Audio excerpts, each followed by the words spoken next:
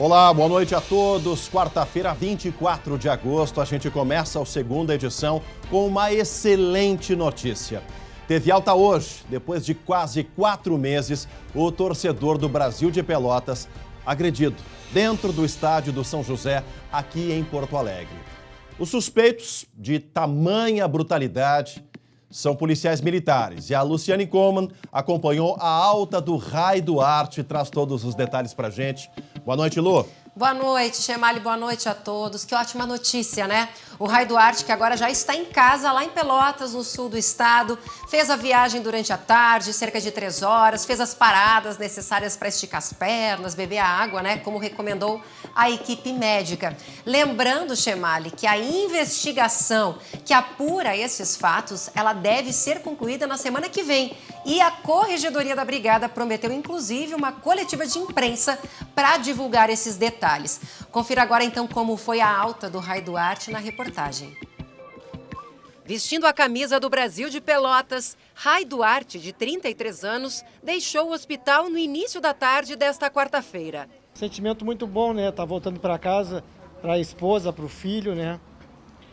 O sentimento é esse, alegria, né? A alta aconteceu depois de 14 cirurgias e 116 dias de internação, 43 deles em coma na UTI. Foi um trauma muito forte, ou seja, uma infecção e tudo mais. Mas, no momento, o Rai está indo em ótimas condições para casa. No dia 1º de maio, Rai foi levado pela polícia ao hospital. Câmeras de segurança registraram quando ele entrou na emergência caminhando.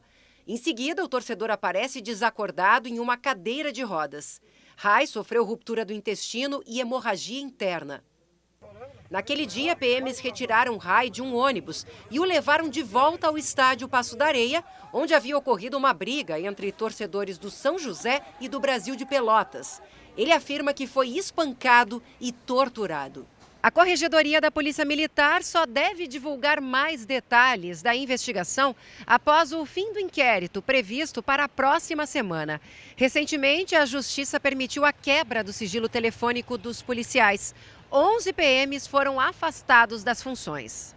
O advogado dos 12 torcedores agredidos afirma que Rai foi torturado porque é ex-PM e criticou a abordagem policial.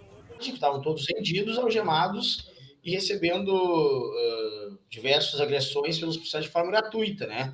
O caso do Rai foi mais grave por ele ter sido realmente colega deles, que eles agiram com mais crueldade. Na volta para casa, Rai leva o desejo de justiça e um trauma para toda a vida. Eu espero que os culpados sejam duramente punidos. Volta para o estádio depois? Não volto mais. Tá aí. Esse nasceu de novo, né? Rai Duarte nasceu de novo, graças aí a todo o corpo médico, enfermeiros, técnicos do Hospital Cristo Redentor em Porto Alegre. Fica o nosso abraço ao Rai, à dona Marta, a toda a família lá de Pelotas e o nosso sentimento de cobrança de toda a sociedade gaúcha. A Corregedoria da Brigada Militar, em nome da sua história de quase 185 anos, precisa sim apresentar o resultado dessa investigação. 11 PMs do Batalhão de Choque, entre eles o comandante dessa operação, que desde 2007 é réu por homicídio lá em Caxias, ainda não foi julgado, é um outro crime. Há 15 anos é réu, não foi julgado, pois a sociedade, a Corregedoria, espera sim uma resposta sobre isso tudo que aconteceu no estádio do Zequinha, aqui no bairro Paço da Areia. Rai nasceu de novo depois de ser torturado, infelizmente por quem tem o salário pago por nós, servidores públicos pagos com o salário dos impostos de todos os contribuintes gaúchos. Isso não combina com a história de luta e de proteção à vida dos gaúchos, que é a Brigada Militar. E olha, a gente fala agora de um outro caso suspeito de violência policial que desta vez, infelizmente, terminou em morte. O SBT-RS teve acesso ao despacho da juíza Juliana Neves Capiotti, lá da Vara de Criminal de São Gabriel, que decretou a prisão preventiva dos 3 brigadianos envolvidos na morte de Gabriel Marques Cavalheiro. Os soldados Raul Veras Pedroso e Kleber Renato Ramos de Lima e o 2º sargento Arleu Júnior Cardoso estão presos desde a última sexta-feira por determinação da Justiça Militar. Nós vamos mostrar agora partes desse documento. E o que chama a atenção são os relatos de testemunhas-chave sobre o que aconteceu no momento dessa abordagem. Na decisão, a juíza diz que há materialidade para afirmar que houve um crime de homicídio ao considerar como o corpo de Gabriel foi encontrado.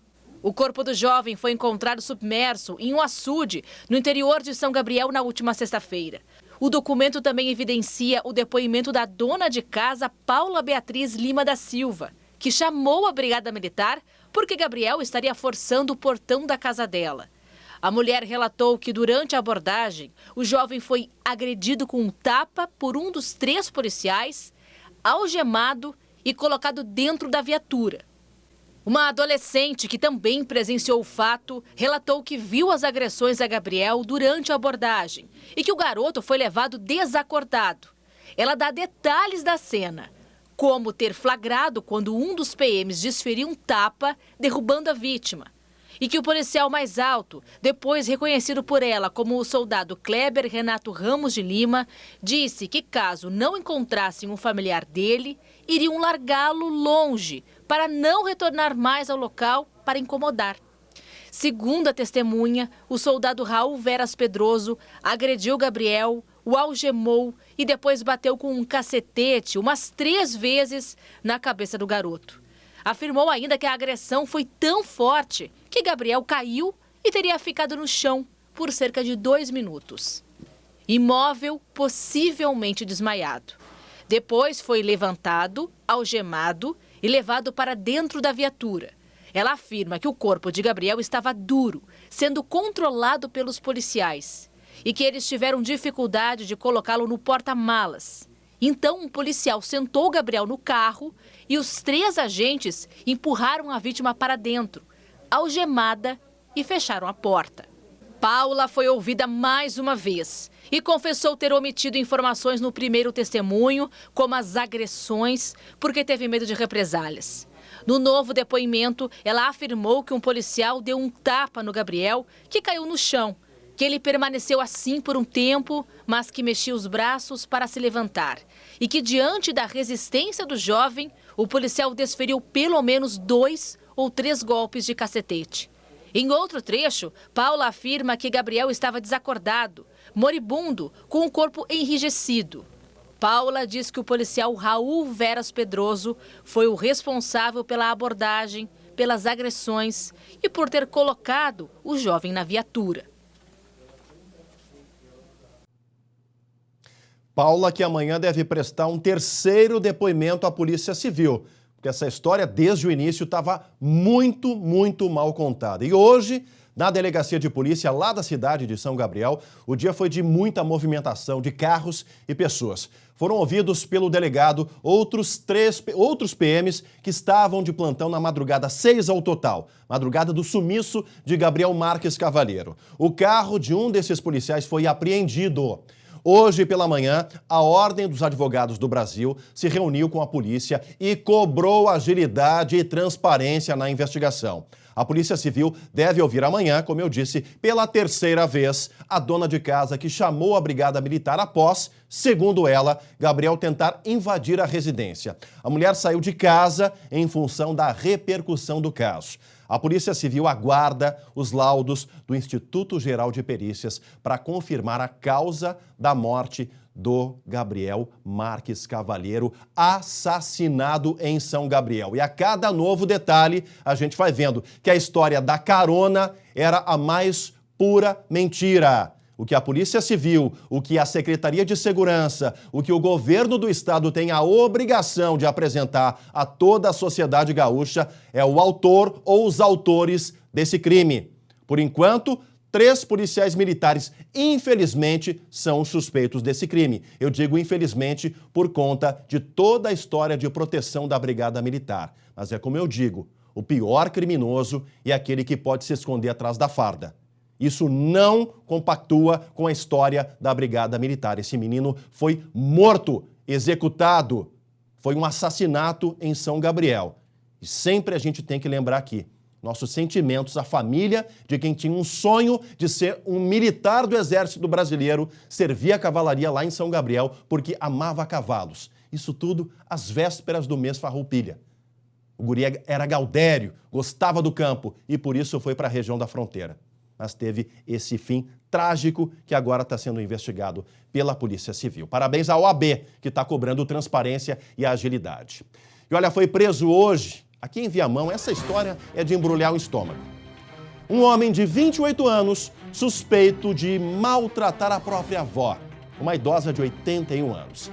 Ele era o responsável pela idosa, encontrada em casa pela polícia, em condições extremamente precárias. Na parede do quarto, paredes mofadas. No banheiro, sem chuveiro, banho somente frio. Os medicamentos encontrados estavam todos fora do prazo de validade. Na cozinha, comida estragada e cheia de insetos. O pouco que tem está vencido. Era dessa forma que uma idosa de 81 anos era mantida pelo neto em Viamão. Condições desumanas. Estava sem cobertas, sem roupas adequadas para a temperatura que nós estamos no momento aqui no sul. A idosa foi resgatada pelos policiais civis e levada à unidade de pronto atendimento de Viamão, onde passa ainda por avaliação médica. O neto foi preso em flagrante. Segundo a polícia, além dos maus tratos, ele ainda usava os cartões bancários da avó. Usando, portanto, aí os proventos dessa idosa com outra finalidade que não a de prover os cuidados dela. O que dizer de um sujeito desse, né? Que faz isso com uma idosa que muito provavelmente colocou ele no colo quando era pequeno. 28 anos, vai trabalhar e agora vai responder por esse crime, porque quis tomar os cartões da própria avó, o dinheiro da aposentadoria e fazer isso com ela. Isso é crime e precisa ser muito, muito bem esclarecido. Parabéns à Polícia Civil, à delegada Geise Laura de Souza. A gente segue por aqui porque, olha, uma cabeça de um ser humano morto, provavelmente executado, foi encontrado aqui no bairro Santa Teresa, em Porto Alegre. É o destaque que abre hoje o nosso Giro de Notícias. Segundo a polícia, trata-se de um homem. A cabeça humana estava em um saco de lixo e foi encontrada por um catador na Vila Cruzeiro. Ainda não há confirmação da identidade da pessoa. O policiamento ostensivo foi reforçado no bairro. Em Tavares, no sul do estado, a polícia evitou um possível confronto entre facções por dívidas do tráfico de drogas, depois que 3 homens foram presos com armas e drogas em uma operação da Brigada Militar. A abordagem foi em um carro roubado em Cachoeirinha, na região metropolitana de Porto Alegre. Dentro do veículo havia uma roupa com identificação da polícia. Em uma oficina mecânica do bando, mais peças foram recolhidas, além de munição, entorpecentes e armamentos. Um acidente de trânsito matou o advogado e candidato pelo PSC a deputado federal Antônio Vecchi. Segundo a Polícia Rodoviária Federal, um ônibus vinha sentido capital interior na BR-116 em São Leopoldo, no Vale dos Sinos, quando o veículo perdeu a roda traseira esquerda e atingiu em cheio o carro dirigido pela vítima, que tinha 58 anos. Com o impacto, o carro capotou e saiu da rodovia. Outros 3 veículos se envolveram na batida. O acidente foi ontem à noite.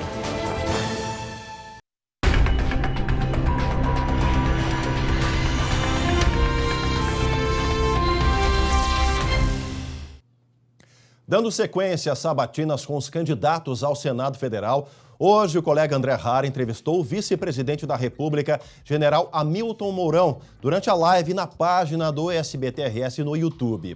O candidato explicou por que está concorrendo a uma vaga pelo Estado e qual será a sua prioridade caso seja eleito. São 46 anos de vida militar, mais 4 anos como vice-presidente do presidente Bolsonaro, ou seja, 50 anos dedicado ao serviço da pátria, dos quais 27 no meu estado, no Rio Grande do Sul.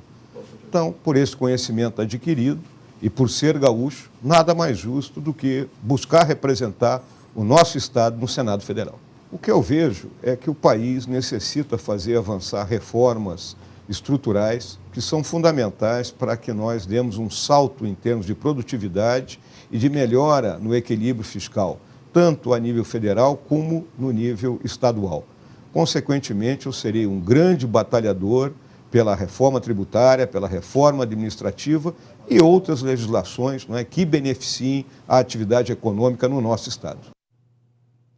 E o candidato do PDT à presidência da República passou a tarde de hoje aqui no Estado. Em Porto Alegre, Ciro Gomes participou de uma homenagem a Getúlio Vargas. Hoje faz 68 anos que o ex-presidente cometeu suicídio no Palácio do Catete.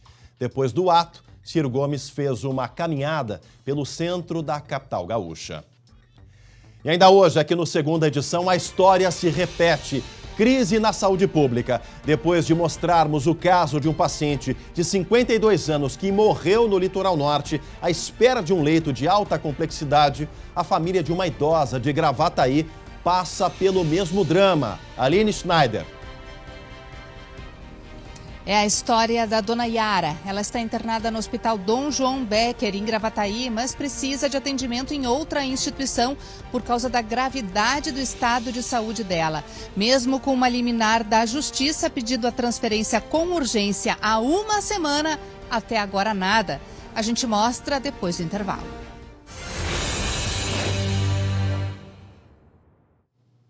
Voltamos ao vivo com a Segunda Edição para todo o nosso Rio Grande. Atenção para esse serviço de saúde. A vacinação de crianças de 3 e 4 anos com a primeira dose da Covid-19 será suspensa a partir de amanhã em Porto Alegre por falta de novas doses de Coronavac pelo Ministério da Saúde. As crianças que já receberam a primeira vacina e podem fazer a segunda aplicação têm as doses garantidas. A vacinação de crianças de 5 a 11 anos com a Pfizer está mantida em 20 unidades de saúde e no Lindóia Shopping. Alô, Ministério da Saúde. Seguimos por aqui, a gente fala agora de mais uma notícia dramática sobre a dificuldade de atendimento na saúde pública. Ontem nós mostramos o caso de um morador do Litoral Norte que infelizmente morreu à espera de um leito hospitalar por causa da burocracia. Seu José não teve a chance de receber o tratamento que precisava para um câncer. Hoje a gente conta uma história parecida em Gravataí, na região metropolitana, ao vivo com a Aline Schneider. Boa noite, Aline. Isso mesmo, Chemali, boa noite para ti e todos que nos acompanham. Depois que a gente contou a história do seu José, lá de Capão da Canoa, a família da dona Yara, aqui de Gravataí, fez contato com o SBT e relatou uma história semelhante. Nesse caso, a gente torce para que o desfecho seja diferente. Acompanhe na reportagem. Depois de ficar internado mais de 60 dias no Hospital Santa Luzia, em Capão da Canoa, José Lúcio Acosta Zucolo, de 52 anos, não resistiu. Ele passou por cirurgias em função de um câncer no reto e precisava de transferência para um hospital de alta complexidade. A Justiça determinou a internação imediata do paciente, mas a liminar não foi cumprida. É um sentimento triste. Perdi meu pai, meu melhor amigo. Eu só quero que sirva de exemplo, para que isso não ocorra novamente. Em Gravataí, o drama se repete. Dona Yara Terezinha Goulart da Silva, de 68 anos, deu entrada no Hospital Dom João Becker por falta de ar. No mesmo dia foi entubada e há 3 semanas está na UTI sedada. Já está com uma necrose na perna, para imputar a perna fora, que era uma coisinha simples e agora se agravou, está no último do último. Na última sexta-feira, a Justiça determinou a transferência da paciente para algum hospital de alta complexidade em 24 horas, mas até agora nada. A decisão solicita a remoção da idosa para uma unidade de saúde particular ou pública, assim como no caso de Capão da Canoa. A gente reconhece que o hospital já fez o que é possível para eles, né? Mas como não tem a melhora dela, a gente precisa de um hospital com mais recursos, né? Quando eles querem me dar as informações quando é hospital particular, eles querem me dar informação quando eu começo a explicar que o procedimento é via defensoria pública, eles desligam o telefone na minha cara e não me passam nenhuma informação mais. Os problemas de saúde da dona Yara começaram em 2015. Ela faz hemodiálise, já teve um AVC e tem problemas de coração. A família está desesperada. O maior medo meu, como filha, perder ela. Eu não aguento, eu não posso ficar sem minha esposa. Você percebe um drama, né, Aline? O drama dessa família, a gente viu ali a filha da dona Yara falando, que pede informações aos hospitais, os orçamentos que a justiça, né, requisita, e quando começa a explicar que a situação está judicializada, alguns hospitais desligam. Desligam por quê, Aline? Porque quando está judicializado, o hospital alega que não vai receber do Estado, ou seja, chama o Estado do Rio Grande do Sul de caloteiro, minha amiga, é isso? É isso mesmo que atesta a família. Não foi só um hospital nem dois aqui da região metropolitana, capital gaúcha. Vários hospitais que essa família fez contato, essa era a resposta, Chemali. Agora, de que adianta uma decisão judicial se esbarra nessa ligação de bater o telefone na cara do familiar, hein? E o mesmo aconteceu, infelizmente, ontem, depois de 33 dias lutando pela vaga definida pela Justiça lá com o seu José no Hospital de Capão da Canoa, né, Aline? Isso, o seu José aguardou 32 dias, 33 depois dessa decisão judicial. A dona Yara está há uma semana quase aguardando por essa decisão e a família torce para que esse desfecho chegue a tempo, porque o caso dela é gravíssimo. O próprio Hospital Dom João Becker, a família reconhece que eles estão fazendo tudo o que podem e que a paciente precisa de um atendimento numa outra instituição de saúde que atenda a maior complexidade, porque ela necessita passar por uma cirurgia urgente. A mulher está sedada com um coágulo, por isso permanece sedada, caso contrário não conseguiria respirar. E nessa espera, ela pode perder a vida para a agonia de todos os familiares. Agonia de todos os familiares. Olha, Aline, a Prefeitura de Gravataí e o Hospital Dom João Becker lamentam a situação evidente, informam que o hospital atende casos de média complexidade, mas o caso é de alta complexidade. A transferência depende da regulação do Estado. Já a Secretaria Estadual de Saúde, mais uma vez, informou que não pode fornecer informações de pacientes à imprensa, de acordo com a Lei Geral de Proteção dos Dados Pessoais. Eu chamei isso aqui ontem de burocracia, de burocratas. E o que eu peço aqui à secretária Arita Bergman, tão combativa durante a pandemia, o que todos pedem é desesperadamente uma solução para a secretária, para a Secretaria de Saúde do Estado, porque tem hospital que atende a rede privada que está chamando o Estado de caloteiro. Nesses casos, secretária Arita Bergman. E o governo e toda a gestão que agora tenta a reeleição tem como bandeira de campanha os bons resultados adquiridos durante a gestão da pandemia. Então a saúde foi fundamental para preservar a vida de muitos gaúchos. Eu quero que vocês pensem nisso, pensem junto com a família da dona Yara, para que todos possam encontrar uma solução junto com a Justiça. Um grande abraço a todos, obrigado pela companhia, o SBT Brasil na sequência, e amanhã a gente está de volta. Tchau, tchau.